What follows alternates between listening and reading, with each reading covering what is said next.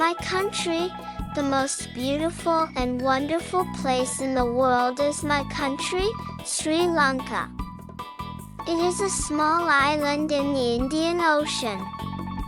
Because of its pearl-like shape, everyone calls it the Pearl of the Indian Ocean.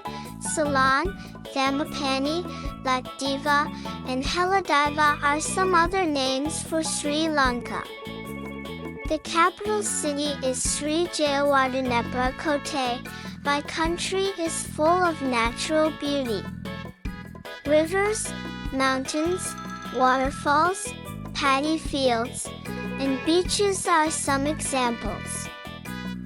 The longest river is the Mahaweli, and the tallest mountain is Pitiruthalagala. Some of the beautiful waterfalls are Ramboda, Dialuma, Dunhinda, and Devon.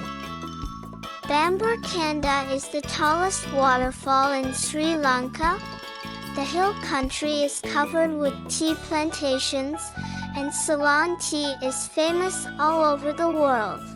Ratnapura is world famous for precious gems.